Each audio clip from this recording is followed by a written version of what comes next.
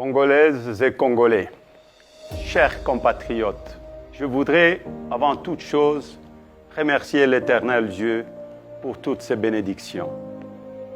Permettez-moi ensuite de m'incliner devant la mémoire de nos compatriotes et de tous ceux qui ont perdu leur vie suite aux activités criminelles de groupes armés, internes et externes, et surtout l'étendue du territoire national, notamment à Ituri, au Nord Kivu et à Kwamut. Je renouvelle mes condoléances aux familles éplorées et à la nation tout entière. Je n'ai pas manqué dans mes prières quotidiennes de penser à nos regrettés disparus et à leurs familles.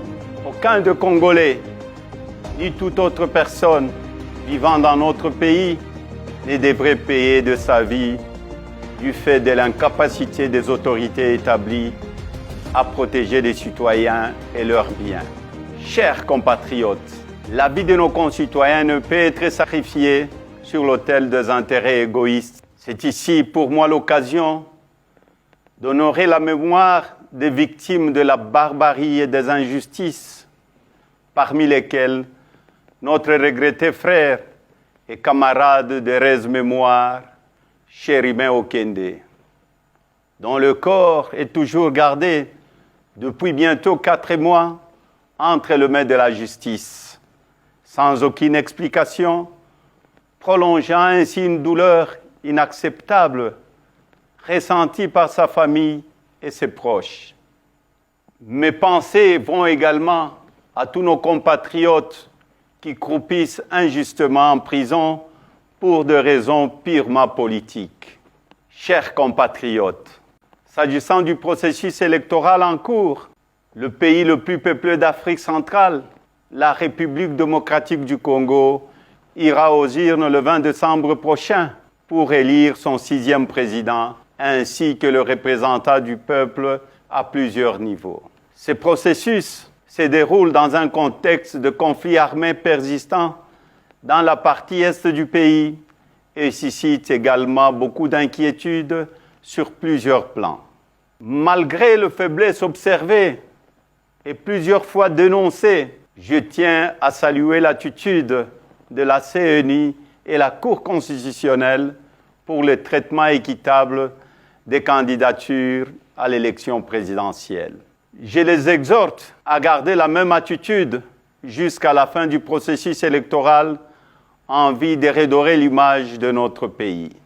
Chers compatriotes, le temps est arrivé de mettre un terme à l'insécurité et aux tueries surtout dans la partie est de notre République, de répartir équitablement les richesses du pays et de dissiper la misère de la population, de mettre fin à la gabegie financière, au détournement, à la corruption et au tribalisme, de couper court à l'instrumentalisation de la justice, de doter la République d'une administration efficace, d'une armée républicaine, professionnelle et dissuasive et d'une police au service des citoyens, de restaurer l'autorité de l'État, d'améliorer les conditions socio-économiques des Congolais. Je suis convaincu que notre détermination de sortir de ces conditions de vie qui se dégradent continuellement va conforter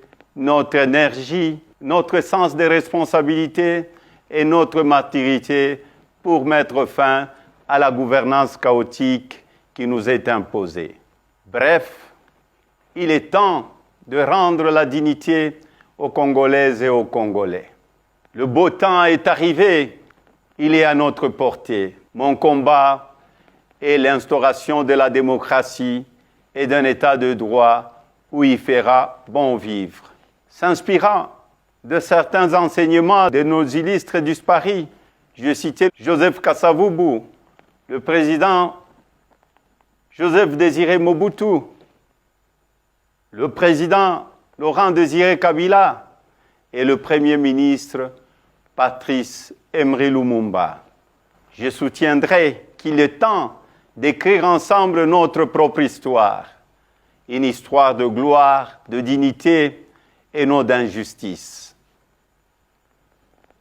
Ils nous ont appris notamment à privilégier l'intégrité et l'honnêteté, l'unité, la concorde et la cohésion nationale, la dignité du peuple congolais, l'autoprise en charge du peuple et le combat pour la liberté. Chers compatriotes, j'aimerais féliciter les autres candidats à l'élection présidentielle pour la sélection de leur candidature et leur rappeler que nous sommes tous filles et fils de ces pays. Nous ne sommes pas des ennemis, mais simplement des adversaires politiques. Les élections ne peuvent et ne doivent pas être à la base de divisions, mais plutôt à la confirmation de notre maturité politique en tant que filles et fils d'une même nation. J'en appelle donc à la cohésion et à l'unité nationale, si chèrement acquises et qui sont mises à mal par des antivaleurs, notamment le tribalisme et le népotisme. Nous devons tous de sensibiliser nos équipes de campagne et nos militants au respect mutuel et aux échanges constructifs pour le bien-être de notre pays. Par ailleurs, je demanderai à tous les candidats de s'impliquer dans le processus électoral afin que la vérité des urnes soit respectée et observée par tous. Chers compatriotes, malgré tant de mensonges, d'intoxication, de diabolisation, de montages grossiers et de manipulation à mon égard, vous avez continué à faire confiance en ma modeste personne. En dépit des intimidations, de menaces et de turbulences de tout genre, vous n'avez pas baissé le bras et vous avez milité avec détermination pour que la CENI et la Cour constitutionnelle travaillent dans le strict respect de nos lois lors de l'analyse et du traitement de dossiers de candidats à l'élection présidentielle. Je vous en remercie et vous exhorte à rester vigilants jusqu'à la publication de résultats qui seront la consécration de notre victoire tant attendue. Je tiens également à remercier la communauté internationale pour son appui et son accompagnement dans ce processus dont tous les Congolais attendent une issue heureuse et respectueuse de leur volonté pour un climat post-électoral apaisé. Chers compatriotes, mon parti a un programme de gouvernance chiffré qui sera dévoilé au moment opportun et pour lequel nous restons ouverts à la contribution d'un chacun en vue de sa consolidation et de son appropriation pour tous les enfants de ces beaux pays que nous avons malheureusement transformés en enfer. Pour le changement, le temps est arrivé. Pona bongwana, tango ekoki. Washituluilu, dibadi akumbani. Samuna sombodolo, tangu mefwana. Kwa mabadilisho wakati inenea. Un autre Congo est possible. Que Dieu bénisse la République démocratique du Congo et son peuple. Je vous remercie.